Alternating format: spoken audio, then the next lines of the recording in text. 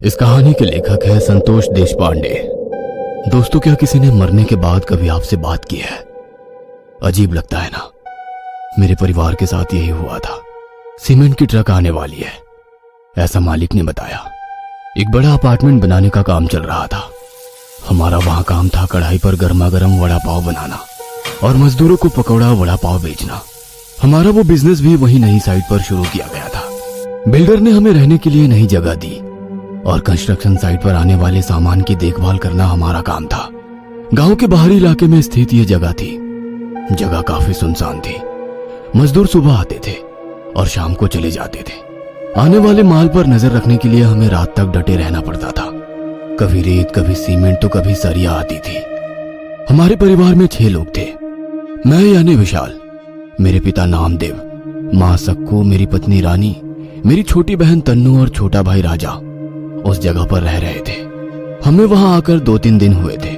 वह पूर्णिमा की रात थी। निर्माण स्थल से 50-100 मीटर की दूरी पर हम शौच करने जाते थे। रात का समय था, करीब 10:30 बज रहे थे। रेत की ट्रक 11 से 11:30 के बीच आने वाली थी। मैं और राजा दोनों ने बाल्टी ली और निकल पड़े। हम दोनों झाड़ियों के बीच से अपना रास्ता बनाते जा रहे थे। झाड़ी के दूसरी तरफ पत्थर से बनी कब्रें दिखाई दे रही थी। लगभग 10 से 15 कब्रें होंगी।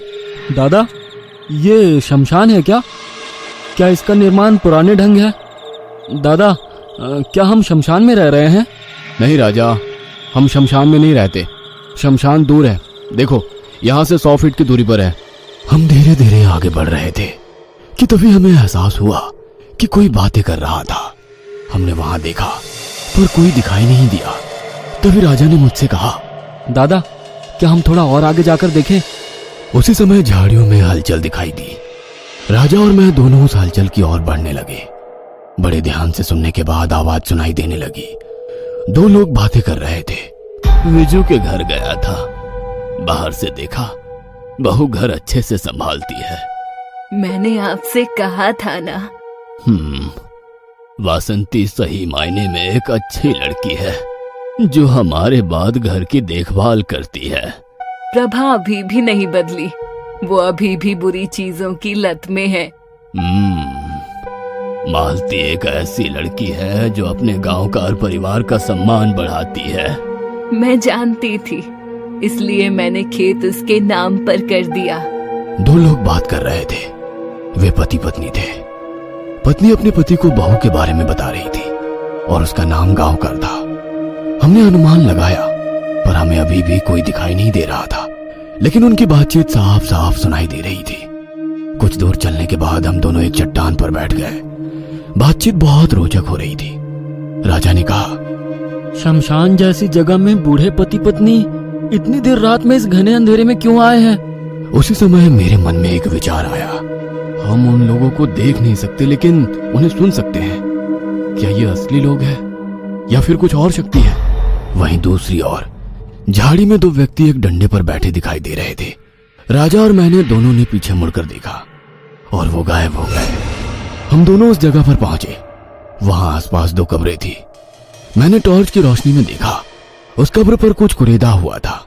नाना साहेब राजवी गांवकर, जन्म 1940, मृत्यु 7/5/1995। उसके बगल में एक और कब्र थी जिस पर एक नाम लिखा था, सुनीता नाना साहेब गांवकर, जन्म 1950, मृत्यु 7/5/1995। तारीख देखी और हम दोनों हैरान रह गए क्योंकि बात करने वाले दोनों पति पत्नी का नाम गांवकर था। यह हमने सुना था। मुझे लगा कि मैंने ये नाम कुछ समय पहले सुना है। राजा बोला, यानी यहाँ जो बात कर रहे थे वे दोनों भूत थे? दोनों की मौत एक ही दिन हुई थी। यह उस पर लिखा तारीख से पता चला था। दादा, हमें चुपचाप यहाँ से चले जाना चाहिए। ये एक शमशान है।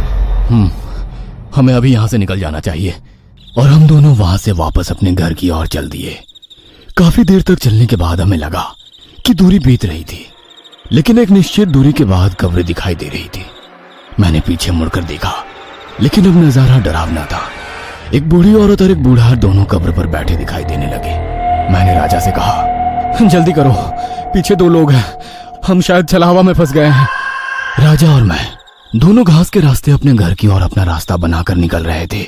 जब घास खत्म हो जाती तो कब्रें फिर से दिखाई देती और पीछे मुड़कर देखता तो दो बूढ़े कब्रों पर बैठे दिखाई देते थे।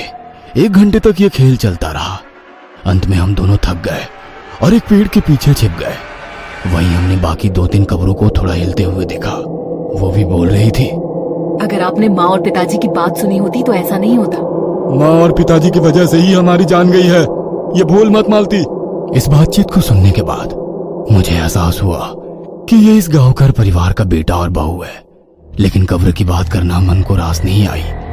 राजा इतना डरा हुआ था कि उसे समझ नहीं आ रहा था कि क्या करे। वह कानों में उंगलियां डालकर बैठा और कहा, मुझे कुछ सुनना नहीं है। दादा, भूत हर जगह है और हम वही कर रहे हैं। इस शमशान से निकलने के लिए कुछ तो करो। हम अजीब चक्र में फंस गए हैं। इसे छलावा कहते हैं। इस समय को बीत जाने दो, फिर मौका मिलते ही हम यहां से निकलेंगे। 2 घंटे बीत चुके थे। हम कितना भी चले, हम उस कब्र के पास ही पहुंच जाते थे। हमने मालती और उसके पति और उसकी सास की बातचीत सुनी थी। ये सोचकर कि समय समाप्त हो गया होगा, मैं चलने लगा। कुछ दूर चलने के बाद मैंने घर देखा। हम अपने घर पहुंचे। घर के लोग इंतजार कर रहे थे। हम दोनों को देखकर उन्होंने कहा, अरे तुम कब से चले आ रहे हो? ट्रक आकर चला भी गया। राजा ने बाबा को गले लगाया और कहा, बाबा, हम दोनों बाल बाल बच गए। हम दूर शौच को चले गए थे। वहाँ बहुत सारी कब्रें हैं। हम एक शमशान में रह रहे हैं। हमने उस जगह पर कई कब्रें देखी। वे आपस में बातें कर रही थी। हमने वहां से निकलने की कितनी कोशिश की, फिर भी हम घूम फिर के वापस वहीं पहुंच रहे थे। हमें वहां बोलने वाली कब्रें दिखी। अरे देर रात को ऐसी अनजान जगह नहीं जाना चाहिए, पर तुम लोग कहाँ मानते हो। चलो अब अंदर चलो। घड़ी में 1 बज रहे थे। हमारे साथ साथ तनु और रानी बहुत डरी हुई थी। हम सब एक साथ ही सो गए। कुछ देर बाद दरवाजे के बाहर से कुछ फुसफुसाहट की आवाजें आने लगी। अब हम सब और भी डर गए। हमने गौर से सुना, बाहर 4 लोगों के बीच बहस हो रही थी। मैंने राजा से कहा कि कुछ देर पहले जो आवाज हमने सुनी थी, ठीक वैसे ही आवाज अब आ रही है। हाँ दादा, तुम सही कह रहे हो। ये मालती और उसके पति की आवाज लग रही है। अब घर में एक एक व्यक्ति की नींद खुलने लगी। ये बाहर से कैसी आवाज आ रही है? कौन बातें कर रहा है? कोई औरत रो रही है, उसे कोई मार रहा है।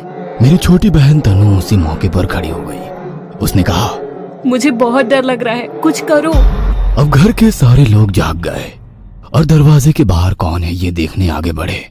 पिताजी ने दरवाजा खोला और बाहर का नजारा देख उनके पैरों तले जमीन ही खिसक गई। मैंने अपने पिताजी को देखने के लिए बाहर देखा और मैं भी डर गया। बाहर आंगन में 4 कब्रें दिखाई दे रही थी। चारों कब्रें आपस में चर्चा कर रही थी। वो यहाँ कैसे आई और क्यों, कुछ समझ में नहीं आ रहा था। घर पर हम सब बहुत डरे हुए थे। औरत के रोने की आवाज लगातार बढ़ती जा रही थी। हमने बिना बाहर निकले अंदर से दरवाजा बंद कर लिया और घर में बैठ गए। 5-10 मिनट बाद चारों तरफ सन्नाटा छा गया। उनकी आवाजें बंद हो गई।